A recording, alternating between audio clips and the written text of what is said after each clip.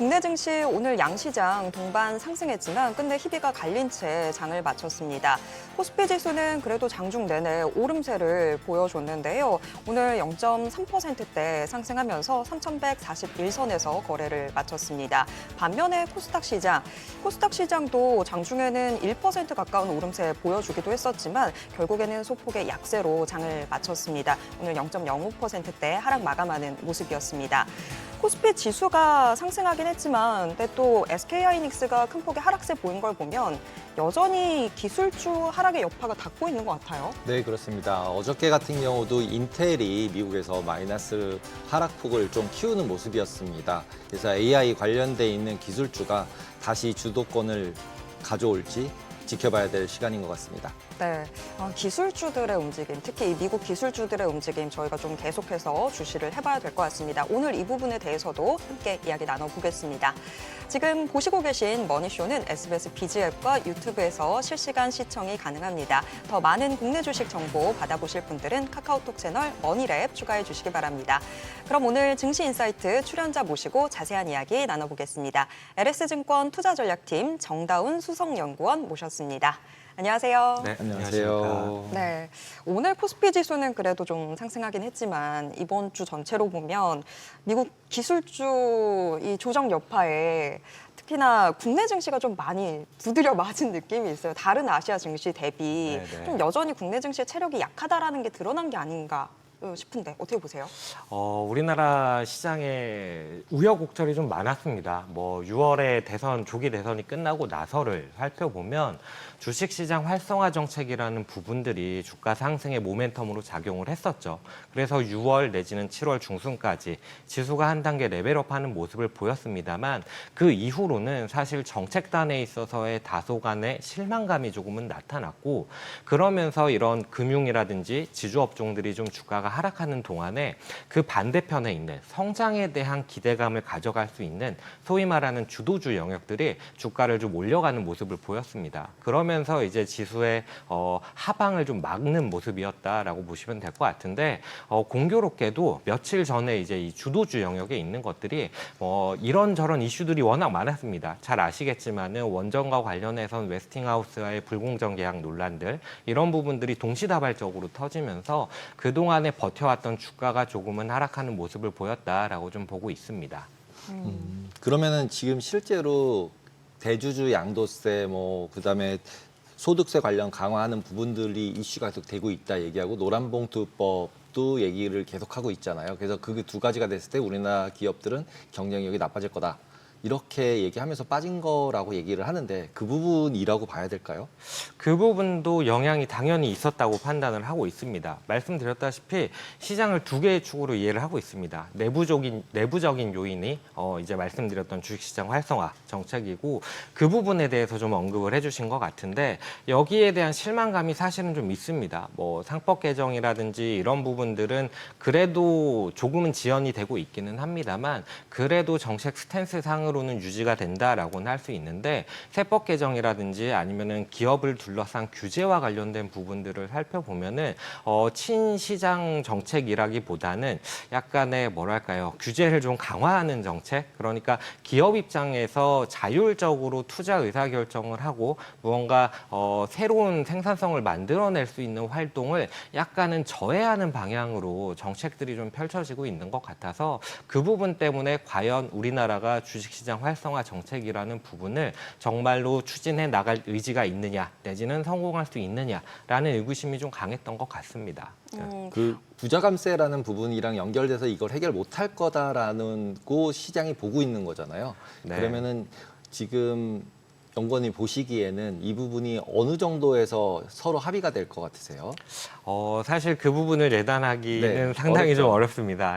다만 저는 그래도 시장에 대해서 좀 기대를 가지고 있고 정부 역시도 좀 기대감을 가지고 있다라고 말씀을 드리는데 일단 상법 개정안을 살펴보면은 이사 충실 의무를 주주로 확대하는 부분들이 즉시 시행으로 개정이 이미 됐어요. 그런 부분들을 생각을 해보면 최소한 주주 행동주의 발판은 마련이 됐다라고 좀 말씀을 드리고 있고, 그리고 추후에 이제 감사위원 분리선임이라든지 뭐 집중투표제라든지 이런 부분들이 통과가 된다라고 한다면은 우리나라 시장에서도 행동주의라는 부분이 상당히 좀 활성화될 수 있다. 그렇게 됐을 때에는 기업 입장에서는 상당히 좀 시끄러워지고 주식시장에서도 개별 종목마다 이슈들이 많아질 거라고는 생각을 합니다. 그런데 그런 부분들이 주가를 좀 끌어올리는 요인들이 될 거라고 생각을 하고 있어요. 근데 지금 상황으로 봤을 때에는 그래도 돈을 안정적으로 벌고 주주에게 무언가 권익을 지켜줄 수 있을 만큼의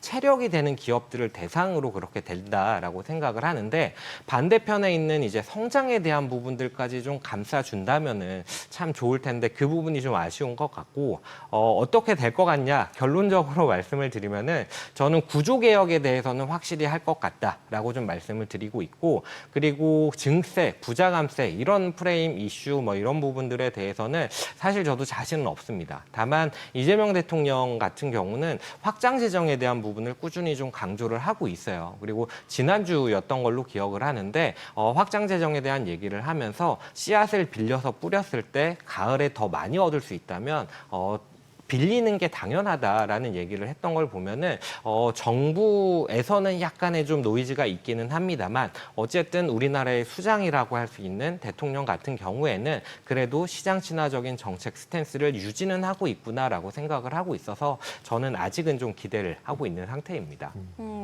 근데 지금 오늘 국내 증시는 사실 좀 상승을 해서 조금 해석하기가 힘들긴 한데, 뭐 오늘 국내 증시는 뭐 여태까지 많이 빠졌던 종목들이 올라와서 그렇다고 친다면 그 국정계획 5개년 계획을 발표를 했잖아요. 네, 뭐 네, 코리아 네. 디스카운트 어떤 식으로 해소하겠다라고 말은 있는데 이게 어떻게 하겠다는 건지 잘 안 와닿더라고요. 지금 국내 증시에 대해서 좀 투자 심리를 저해하는 요인들이 오히려 더 많았던 것 같은데 어떻게 보셨을까요?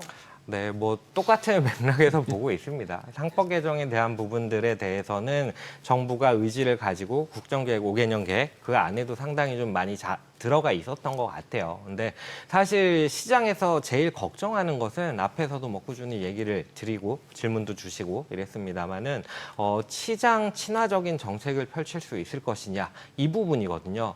사실 좀 정치적인 이야기로 흘러갈 수 있어서 조심스럽기는 한데, 그러니까 정부가 나서서 무언가를 하겠다라기보다는 그래도 기업들이 스스로 성장 동력을 찾아 나갈 수 있는 환경을 좀 갖춰주는 쪽에 조금은 더 방점을 찍어주면 어떨까라는 희망을 좀 해봅니다. 네.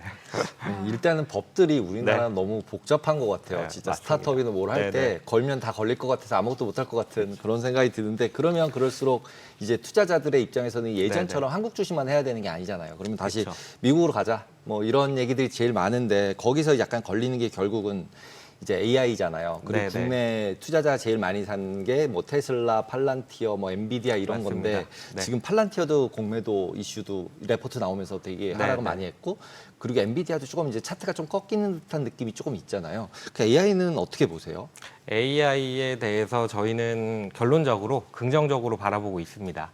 AI 버블론에 대해서 이제 MIT의 보고서라든지 아니면 샘 알트만의 이제 발언이라든지 이런 것 때문에 좀 화두가 되고 있는 것 같은데, 일단 결론적으로 제 생각에는 AI 버블에 대한 판단을 할 단계가 아니다라고 생각을 하고 있고, 최소한 수익성을 찾아 나가는 단계로 넘어가서 한 2, 3년 정도는 이 수익성이 진짜 나오는지를 체크하고 나서야 이게 버블이었는지 아니었는지를 판단을 할 수 있다라고 생각을 하고 있고요. 닷컴 버블이랑 비교가 많이 되는 것 같아요. 근데 닷컴 버블 때를 생각을 해보면은 그때 당시에는 금리가 인상이 되면서 안 그래도 자금난에 시달리던 이런 소프트웨어 업체들이 지속 불가능한 비즈니스 모델을 가지고 사업을 하면서 문제가 됐던 거거든요. 근데 지금의 AI 기업들을 살펴보면은 사실 투자를 주도하는 쪽이 빅테크 같이 자금력이 풍부한 쪽, 아니면은 소버린 AI 같이 AI를 하나의 인프라로 생각을 하고 경쟁력을 강화해 나가겠다라고 하는 부분들을 생각을 해보면은 지금의 투자가 만에 하나 좀 실패하는 모습을 보여서 자금을 낭비했다라는 판단이 들지언정 그로 인해서 무언가 휘청일 만큼의 문제가 생기지는 않을 것 같다라고 생각을 하고 있어서 저는 AI에 대해서는 여전히 좀 긍정적으로 판단을 하고 있는 그런 상황입니다. 네, 샘 올트먼 발언 이후에 갑자기 지금 우후죽순 AI 버블을 의심하게 하는 네. 이런 멘트들이 나오고 있는 거잖아요. 이게 왜 갑자기 이렇게 나오게 됐던 걸까요? 일단 저는 시장을 바라봤을 때 너무 많이 올랐다. 그게 가장 크고 두 번째로는 시장이 워낙 또 쏠려 있었습니다. 미국 시장에 대해서 조금은 우려 섞인 목소리를 내는 자료들을 살펴보면은 시장의 폭이라고 하죠. 시총 상위 몇 개의 종목이 시가총액 비중에 가장 높은 비중을 지금 역사적으로 봤을 때 차지하고 있다. 이런 얘기들을 했었거든요. 그만큼 많이 소수의 종목들이 끌어올린 시장에서 부담감을 느끼는 부분들이 당연히 있었을 거거든요. 그러다 보니까 그러한 배경에서 차익 실현에 대한 부분들 이런 부분들이 좀 복합적으로 맞물리면서 좀 나타난 게 아닌가라고 생각을 하고 있고 만약에 여기서 좀 연준의 금리 인하에 대한 기대감이 조금 나와주면서 지금 일부 시장이 그렇게 나오고 있는 것 같기는 한데 소외주로의 반등이 좀 나타난다라고 한다면은 시장의 건전성을 확보해가는 기간으로 뭐 냉각 기간이라고도 할 수 있겠죠. 이런 부분들이 좀 긍정적으로 흘러갈 수 있고 그 과정에서 AI와 관련된 성장에 대한 기대감이 다시 또 부각될 수 있을 만한 시간적인 여유를 찾게 되는 부분이라서 저는 가장 아름다운 그림은 지금 상황에서는 금리 인하에 대한 기대감 그리고 시장이 약간의 폭이 넓어지는 부분들 이런 것들을 좀 기대하고 있습니다. 네, 금리 인하에 대한 기대감을 더 실어주면 좋을 텐데 지금 간밤에 나왔던 뭐 7월 FOMC 회의 의사록도 우리 생각보다도 좀 더 매파적인 부분들이 많았고 그래서 지금 잭슨홀 미팅에서 파월 의장이 조금 더 매파적이지 않겠느냐라는 얘기들도 나오는데 그러면 시장 더 흔들리는 거 아닐까요?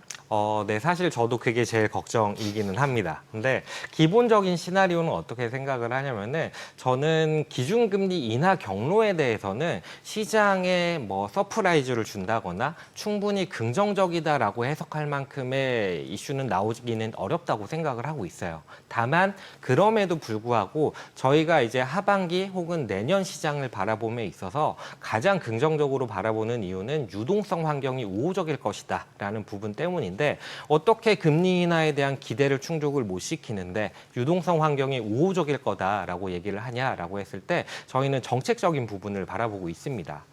잭슨홀 미팅을 바라봤을 때 이번에 이제 통화 정책에 대한 프레임워크를 변경하는 시기가 다가왔어요. 2020년에 에버리지 인플레이션 타겟팅이라고 하는 정책을 프레임워크를 도입을 했었는데 이 부분이 이제 바뀔 거거든요. 그렇게 했을 때는 약간 인플레이션의 전망에 따라서 선제적인 금리 변화를 줄 수 있다라는 여유를 찾게 되고 더불어서 이제 고용 시장에 대한 평가가 좀 있지 않을까라고 생각하는 부분들 그런 부분들 때문에 당장의 기준금리가 낮아지기는 어렵다. 크게 낮아지기는 어렵다. 다만 정책적으로 금리 안정을 시킬 만한 요인들은 많다라고 판단을 하고 있습니다. 그 유동성 말씀하셨는데 실질적으로 이제 역사적으로 보면 9월 달이 대부분 많이 빠졌잖아요. 맞습니다. 그 얘기를 하면서 나오는 게 이제 정부가 유동성을 흡수하는 시기다. 그래서 TGA, 그래서 네. 정부 계좌에 네. 돈이 없는데 지금 이제 그걸 높이려고 그러면 시중에 있는 자금을 빨아들여 간다. 그러면 시중에 돈이 없어져서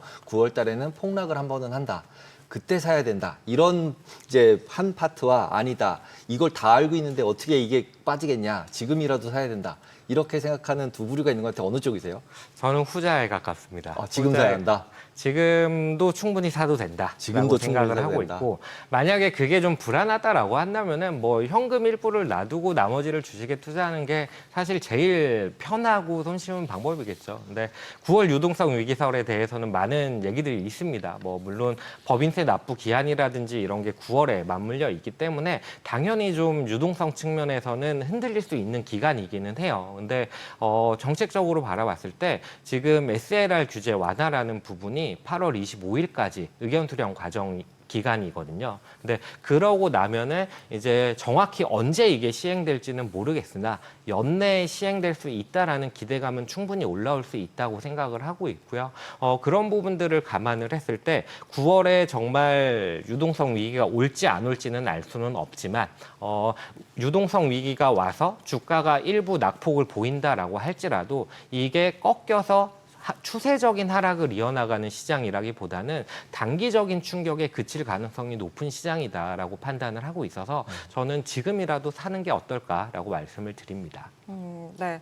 아까 고용시장 이제 뭐 재평가도 언급을 해주셨는데 사실 FOMC 의사록에서는 고용시장보다는 물가, 인플레이션에 대한 우려들이 조금 더 톤이 더 높았잖아요. 네네. 그러면 이번 잭슨홀 미팅에서 파월이 고용시장을 뭔가 새롭게 이야기할 부분들이 있을까요? 고용시장에 대해서 이번 주제가 고용시장의 전환이라는 부분이거든요. 그 부분에 있어서 이제 AI라든지 뭐 생산성이라든지 이런 것들을 이제 이유로 잡고 있는데 고용시장 자체가 그런 이야기들이 좀 있어요. 이제 이민자들의 유입이 줄어드는 상태이고 더불어서 AI로 인한 생산성 향상에 대한 부분들이 있다 보니까 기본적인 노동 수요에 대한 부분들이 약간은 낮아지는 것들이 있다. 그래서 이제 직전에 고용 지표를 바라봤을 때 신규 고용자 수가 낮게 나왔던 영향이 그런 부분들도 약간은 있다 이런 얘기들이 있거든요. 근데 미국의 경제 구조를 생각했을 때 소비가 대략 한 3분의 2 이상을 차지합니다. 근데 고용시장이 이렇게 이전과 같이 좋은 환경으로 가지 못한다라고 한다는 것은 그만큼 고용시장을 바라봄에 있어서 신규 고용이 낮은 것이 경기가 꼭 나쁜 것은 아니지만 이러한 소비단에 있어서의 취약한 경제 구조로 넘어갈 수 있다라는 부분은 충분히 우려 요인으로 작용을 할 수 있다고 생각을 하거든요. 그렇게 바라봤을 때는 저희는 고용시장 자체에 대해서 뭐 좋다 나쁘다 이런 얘기보다는 구조적으로 취약할 수 있다라는 부분이 조금은 문제로 될 수도 있지 않을까 이렇게 좀 조심스럽게 생각을 해봅니다. 네. 아니, 뭐 저희가 사실 5월, 6월 고용 지표에서 고용 증가세가 크게 둔화된 걸로 이제 조정이 되면서 겁을 먹었었는데 네. 그러면 그게 지금 뭐 이민자들 줄고 이런 부분이다 보니까 크게 걱정할 정도는 아니었다라고 보시는 건가요? 아니요, 고용시장이 좋지 않은 건 맞습니다. 고용의 수요 공급들을 바라보면 이제 타이트하냐 아니냐 이런 것들이 있잖아요. 그게 공급과 수요가 거의 이제 1 가까이로 맞춰지는 시장이 됐어요. 그만큼 기업 입장에서는 근로자를 뽑는 수요가 줄어들었다라는 얘기로도 받아들여질 수가 있거든요. 거기에 더불어서 실업률도 사실 조금씩은 올라가는 모습을 보이고 있습니다. 그래서 고용시장이 전혀 문제가 없다라는 것은 아니지만 그렇다고 이게 충격을 줄 정도냐라고 했을 때 그렇지는 않다 정도로 생각을 해주시면 좋을 것 같습니다. 그리고 이제 어저께 계속 이제 미국 정부가 투자한다 그래서 인텔 같은 경우 계속 상승을 했었잖아요. 네네. 그랬는데 갑자기 어저께 급락을 하는 쪽으로 돌면서 뉴스에서 나오는 이제 코멘트들이 이게 중국화되는 거 아니냐, 국유화되는 거를 이걸 긍정적으로 바라봐야 될 거냐, 바라보지 말아야 될 거냐, 이것 때문에 빠졌다라고 보는 부류가 한 부류가 있었고요. 인텔 같은 경우는 한쪽에서는 오히려 그게 아니라 지금 돈이 얼마나 없길래 저렇게 또 돈을 끌어다니냐. 예를 들면은 이제 정부가 돈을 줬고 그다음에 소프트뱅크가 네. 투자하겠다고 했는데도 불구하고 VC한테 또 디스카운트해서 증자해서 돈 빌리러 다니니까 인텔 진짜 돈이 없나 본데 이렇게 빠졌다. 이 두 부류가 있어요. 어느 쪽 같으세요? 저는 인텔이 자금력을 확보한다는 것 자체를 사실 좀 긍정적으로 바라보고 있습니다. 인텔의 기술력에 대한 부분은 사실 저는 기술력을 판단할 만한 역량은 잘 없어요. 근데 그럼에도 불구하고 왜 좋게 생각을 하고 있냐면은 인텔 같이 사실은 좀 구조적으로 약간 점유율을 잃어가는 기업 입장에서 지난 실적 발표를 바라보면은 약간의 구조 조정이라든지 아니면은 자산을 바라봤을 때 약간 좀 수익성이 낮은 자산을 매각한다든지 이런 비용에 대한 문제들을 많이 건드리는 접근을 택 택했거든요. 그 말은 결국 지금 인텔의 상황으로 봐서는 미래를 생각할 만한 여력이 없다라고 좀 보여지는 부분이었는데 여기서 이제 자금력을 좀 확보를 해서 그걸 통해서 무언가 미래를 꿈꿀 만한 계획을 잡아나갈 수 있다는 것 자체가 저는 지금 주가 레벨 그리고 지금의 영업 환경을 생각을 했을 때에는 이걸 좀 부정적으로 보기보다는 그래도 기대를 가지고 봐야 되지 않나 이렇게 좀 생각을 하고 있습니다. 근데 이런 빅테크들 보면 리더가 얼마나 자유롭게 의사결정을 할 수 있는지에 따라서도 상당히 주가들이 영향을 많이 받는데, 근데 미국 정부 측에서 이렇게 강경하게 나오게 되면 앞으로 인텔 CEO가 취할 수 있는 이 어떤 입지는 좁아지는 게 아닌가 싶어서 오히려 악재가 아닌가 싶기도 했거든요. 그런 부분도 당연히 있을 수 있겠죠. 근데 글쎄요, 그 부분을 뭐 어떻게 될 거다라고 얘기는 할 수는 없지만 기업 입장에서도 정부 입장에서도 사실 지분을 가지고 있고 그 말은 결국 인텔을 활용해서 무언가를 하고 싶다라는 거고 반도체를 생각을 했을 때 미국은 전략 품목으로 생각을 하고 있는 상태이다 보니까 그런 상황에서는 인텔을 여기서 무언가 이용해 먹기보다는 당장은 좀 키워나가야 되는 부분들이 좀 더 선순위에 있지 않나 이렇게 생각이 돼서 물론 추후에는 문제가 될 수 있겠으나 지금 당장으로 봤을 때는 조금은 인텔이 개선이 되는 부분들을 기대를 해봄직하지 않나 이렇게 좀 보고 있습니다. 근데 이제 인텔이 개선이 된다는 얘기는 반대로 얘기를 하면 삼성전자나 하이닉스가 나빠지는 거잖아요. 그 다음에 예를 들자면 지금 이렇게 가겠다는 게 제가 아까 중국 얘기를 한 게 중국에서 반도체 밀어줘. 그렇게 밀어줘가지고 다 만들어졌잖아요. 일단 중국은. 네네. 그러니까 지금도 미국에서 중국처럼 결국은 미국에서 다 만들 수 있게 바꿔야겠어. 그러니까 나 인텔 밀어줄 거야. 이렇게 하고 있는 거잖아요. 그러면은 어떻게 보면은 처음에 제가 말씀드렸듯이 나머지 그러니까 인텔을 제외한 나머지에겐 악재가 아닐까라고 생각하는데 어떻게 생각하세요? 미래에 가서는 그럴 수도 있겠죠.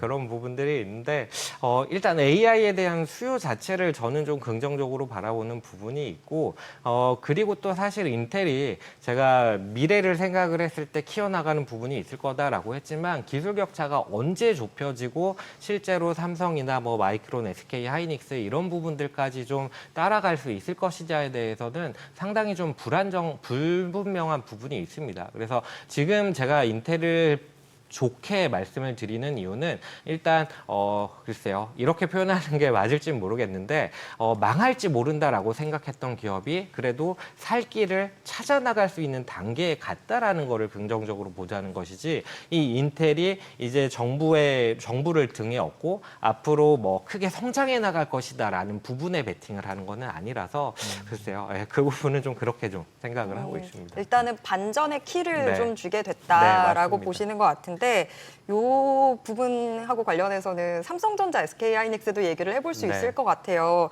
삼성전자는 또 뭐 장 후반에는 상승폭 많이 줄이긴 했는데 오늘 2% 가까이 오름세 보여주기도 했는데 뭐 HBM4 샘플에 대해서 네. 엔비디아가 신뢰성 검증을 통과시켰다 이런 얘기들 나오면서 오늘 좀 오름세가 있었는데 이렇게 되면 이제 삼성전자도 반등의 시간을 좀 꿈꿔볼 수 있는 걸까요?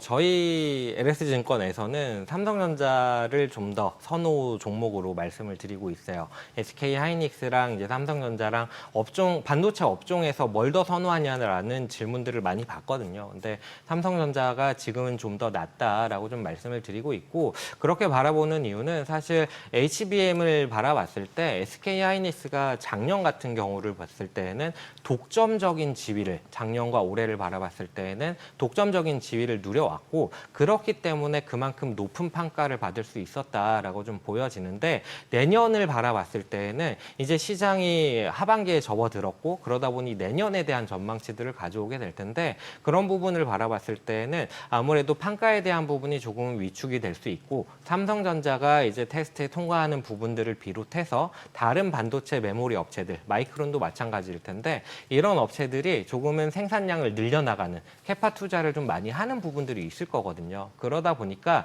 못하던 삼성전자가 이제는 시장에 참여했다라는 측면에서 삼성전자에는 좋아지는 부분이 있겠으나 이 HBM이라는 것을 판매를 하는 반도체 업체 측면에서 시장 전반적인 측면에서는 약간의 경쟁 강도가 올라가는 시장으로 봐야 되지 않나 이렇게 좀 보고 있습니다.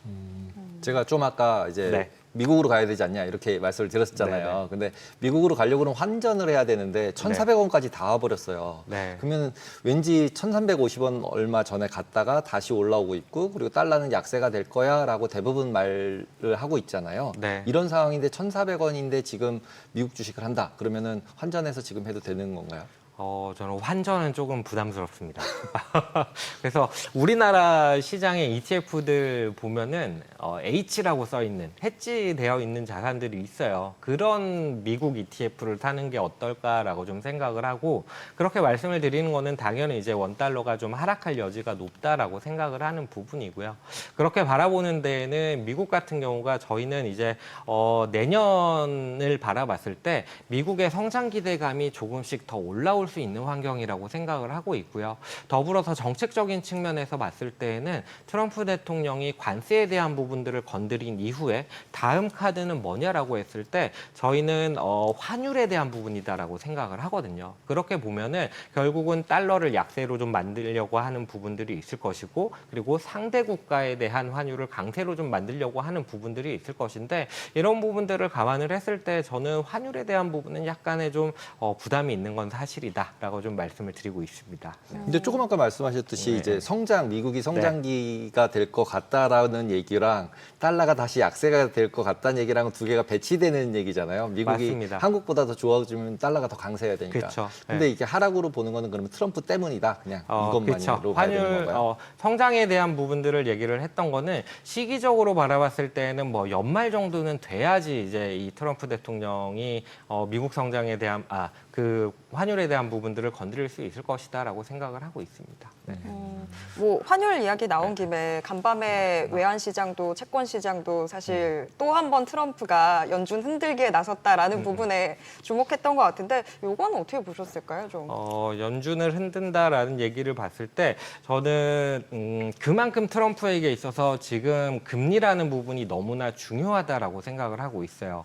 미국 입장에서 바라보면은 지금 금리가 특히나 더 중요한 이유가 미국 정부의 부채에 대한 부분 그리고 재정 적자에 대한 부분 그리고 미국에서는 지금 이제 투자를 활성화시킴으로써 성장을 끌어올리려고 하는 상황인데 그 과정에서 금리가 높게 유지가 된다면은 사실 좀 원활한 투자 활동이 나타나기는 어렵거든요. 그렇기 때문에 트럼프 대통령으로서는 금리에 대한 부분들을 중요하게 생각을 할 수밖에 없다. 그리고 행정부가 원하는 것은 단연코 금리에 대한 하락일 것이다라는 부분들을 좀 확인할 수 있었던 것 같습니다.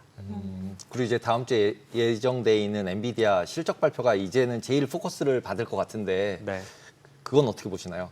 엔비디아는 실적 잘 나오겠죠. 네, 잘 나올 거고 이슈가 되는 부분은 이제 중국창 매출에 대한 부분들이 못한다라는 부분 때문에 사실 뭐 충당금 쌓거나 이랬던 부분들이 이번 분기에 좀 환입을 하느냐 아니면 다음 분기에 좀 잡느냐 이런 부분들이 이슈가 될 것 같은데 그런 부분들은 사실 뭐 수치상의 문제이고 시기상의 문제이다 보니까 제 생각에는 지금과 같이 좀 우려 섞인 부분들을 약간은 불식시키는 방향으로 가지 않을까라고 좀 기대를 하고 있습니다.